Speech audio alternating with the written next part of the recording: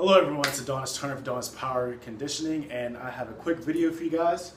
We're going to talk about swimming and what I'm going to do to become a better athlete in terms of swimming, and also you can take some principles that I use for swimming to help use it for whatever your sport is, whether it's basketball, football, or whatever you try to do, wrestling, and so on and so forth. So let's get straight into it. First, for swimming and what I'm trying to accomplish, you have to be pretty lean and have a low body fat percentage. You don't see people in the Olympics that are 30% body fat or higher, or even 20% or even 15% in most cases. They're usually pretty single digit body fat, very lean, and have very lean muscular physiques.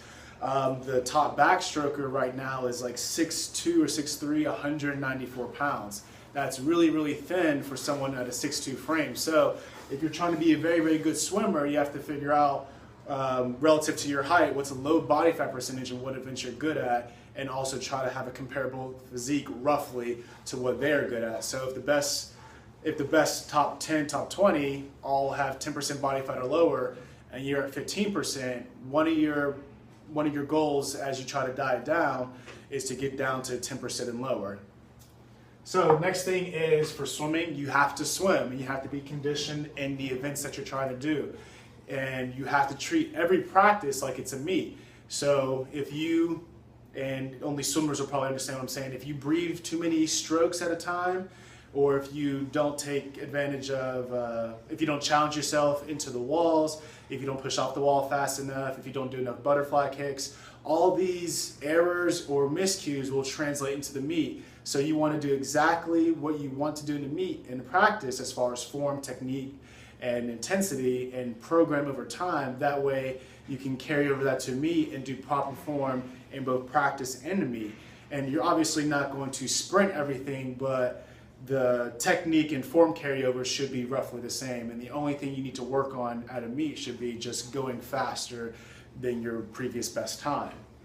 Next thing, the gym workouts. You want to have workouts that are going to have an adequate carryover. So for instance, for swimming specifically, you have to have a more or less a really, really strong upper body, really, really strong shoulders, triceps, and lats, which is the muscle on your back.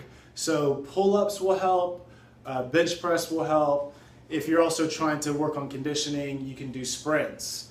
But if you are someone that was a short distance, if one of your events was a shorter distance for swimming, and one of your workouts is to run 5 miles, there is no benefit from one to the other, because one's a long distance thing and one is a short distance. So you want to have everything that's going to benefit what you're trying to do, which is become the best swimmer possible, or whatever athlete you're being. You want to do things that are going to have the appropriate carryover.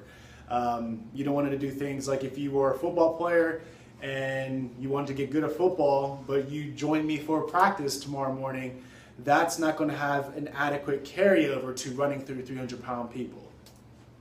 So what can you do for your sport? So you want to, if you are, regardless of what the sport is, you want to look at the top 15, 20 people in the world, pick the things that you can do tomorrow, such as maybe diet advice, training protocols, things of that nature, and apply it to your life. Now, I personally, relative to myself, am good at the backstroke and freestyle.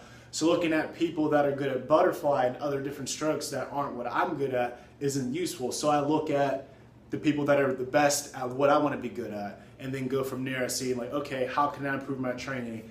How can I challenge myself each and every workout? How can I increase the amount of meters? You want to challenge yourself so you can be successful in what you're trying to do, and you want the sport exercises and the gym exercises to go hand in hand so you can be overall successful. So that's pretty much it for you guys. Stay tuned for the next video. It'll be in 2 days. I'm gonna try to post videos every so often, probably every other day until further notice.